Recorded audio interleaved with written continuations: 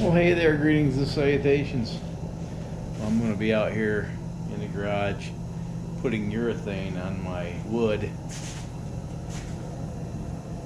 on these trim pieces here, and on this panel here.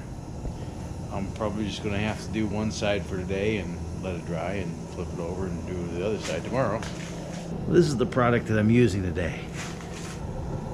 Urethane triple thick in semi-gloss.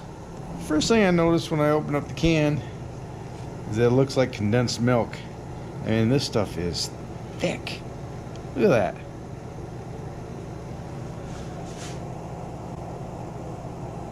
Goodness.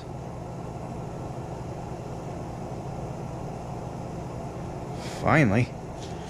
That's thick. So I gotta stir this because they don't want you to shake it, obviously. And once I get this stirred, then I'll start slathering it on. And this is a quart. It's supposed to cover roughly 50 square feet, which means that quart is going to be enough to do both sides. That's why I got two.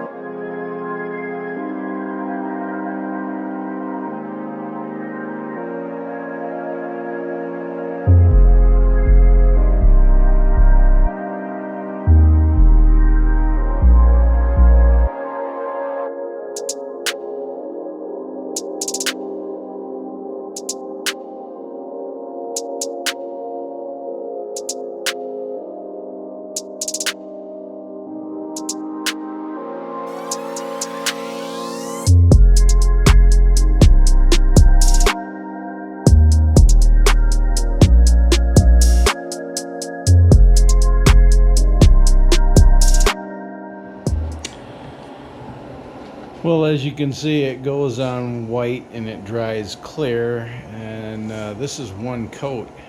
Apparently it only takes a couple hours for it to dry. So I'm going to clean my brush before this shit dries out in the brush. And I'll let this sit and I'll come back to it and see how it looks. It looks like it's not going to need a second coat.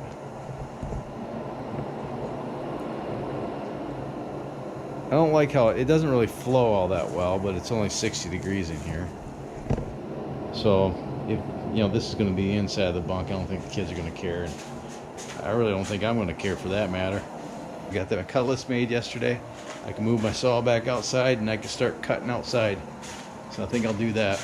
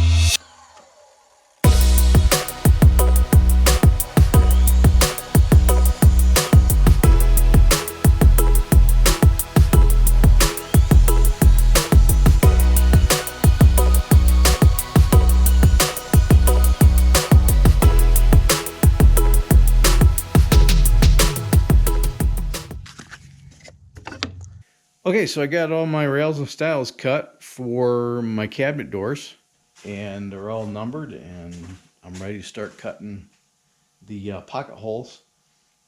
But before I start putting these things together, I need to cut a dado into the edge to accept the 1/4-inch plywood that I'm using for the panels for these pocket doors. Day 2. All right, let me show you my cabinet door making setup here, and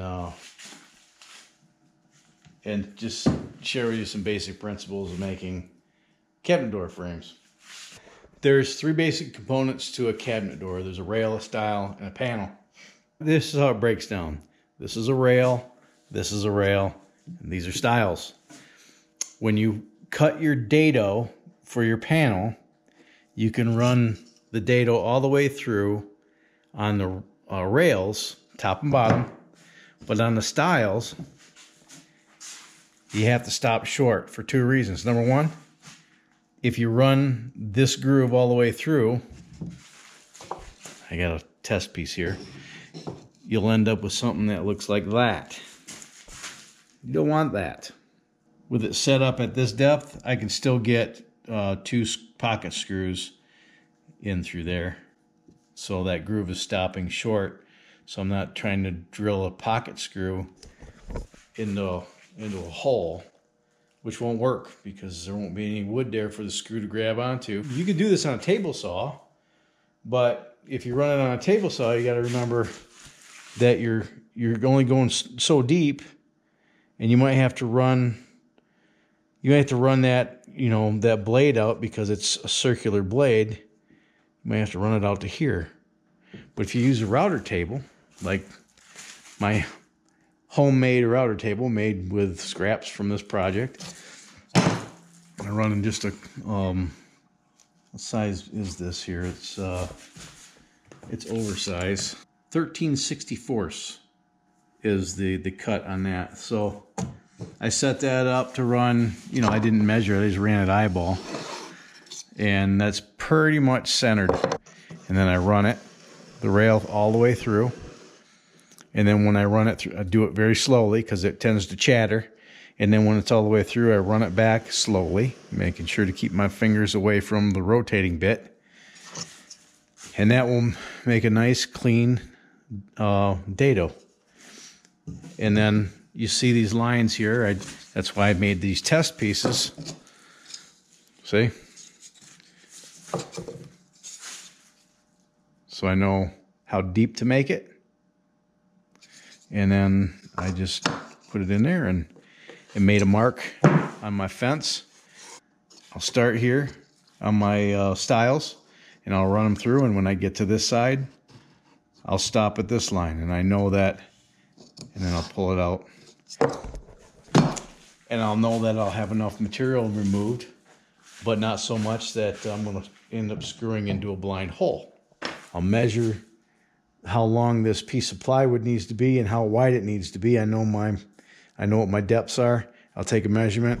I'll subtract 1/4 of an inch. It'll give me an 1/8 of an inch play either way, up and down and side to side.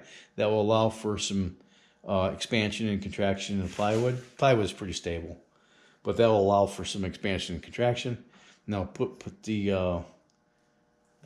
drill the pocket screws and assemble 3 sides with glue and pocket screws, and then I'll slide into panel, and then I'll put the other stile on with glues and pocket screws, and it's done. Start producing these things today or tomorrow or the next day, and I should be able to knock these out in a few hours. All the hard work's done already. So we'll see you then. Day 3. Oh, here I am out in the garage working away, and I didn't even break out the freaking camera to show you what I'm doing. And that sounds really weird. Oh, more better. A pocket screw jig set up here, and I want to make a public service announcement regarding pocket hole jigs. What a pocket hole jig does is allows you to cut pocket holes. So you set this in here, you clamp that down, and you run this special drill bit. See, it's got a stop in it. You run that down, and it drills a pocket hole. Does that make sense? Right, it goes in the hole here. Right. And as you drill into the wood, it cuts a pocket hole. For you discerning carpenters out there, you'll recognize that this is not a Craig pocket hole jig. This is a cheap imitation.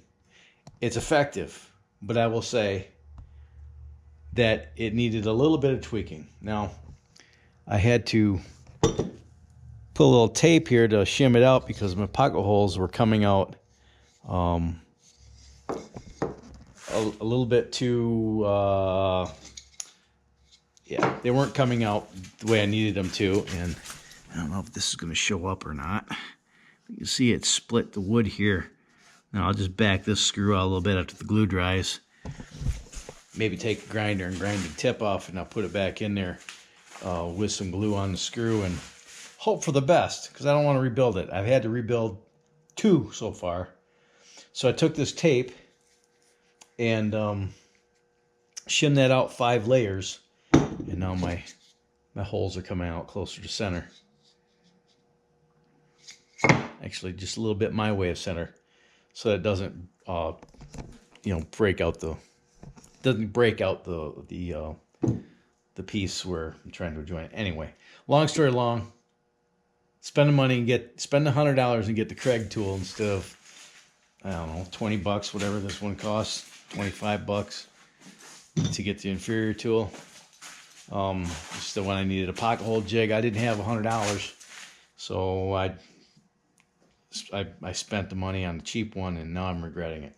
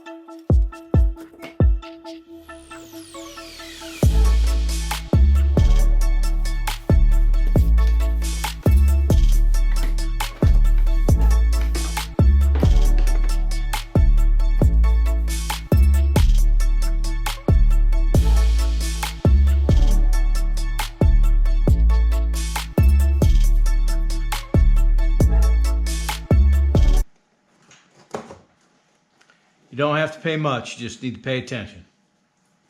I almost put this thing together backwards.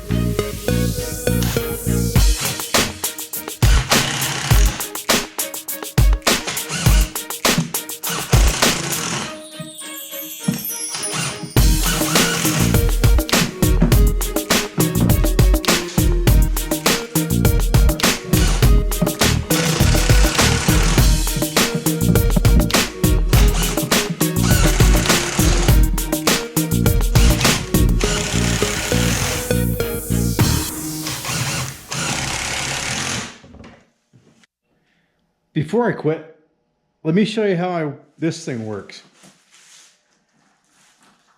I explained it a minute ago. Did you remember? It's going to get really loud here, so turn your volume down.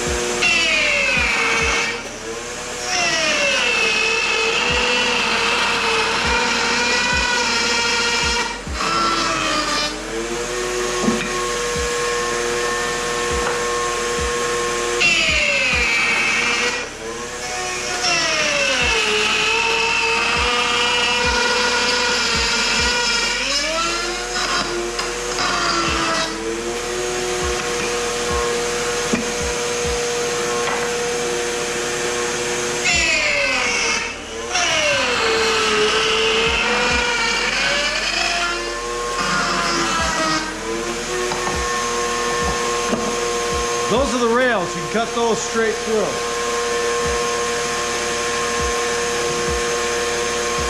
As down as you can. So this is my start line. This is my finish line.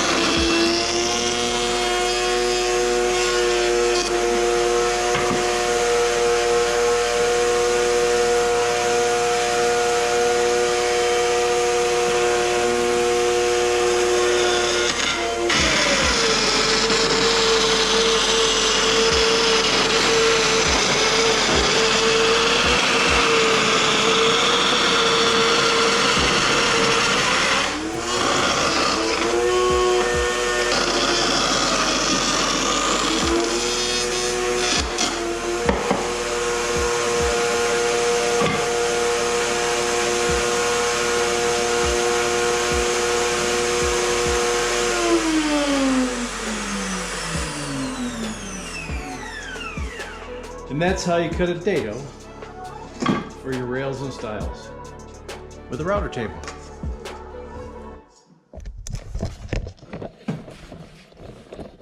Mine just built out of scrap wood. What do you got here? 1, 2, 3, 4, 5, 6, 7, 8, 9. 10 more of those and I'll be done. I'm not gonna bore you with it. It's just work. So anyway, that's all I got for today. If you don't mind, go ahead and smash that like button. That helps the channel more than anything that you can do. Just smash that like button and then share the video with your social media network. If you haven't done so yet, this time I'd like to invite you to click the subscribe button. And if you do that, click the little bell icon right next to it so that YouTube will let you know next time I upload a video. You can support this channel through the Amazon affiliate links or through the PayPal link. Or if you want to support this channel on a monthly basis, you can become a patron. Click on the Patreon link and check that out and see if that's something you might be interested in. So until next time, you have fun, stay safe, shoot straight, keep your powder dry, and have a splendid day. Thanks so much for watching, and I'll see you next time. Okay, bye.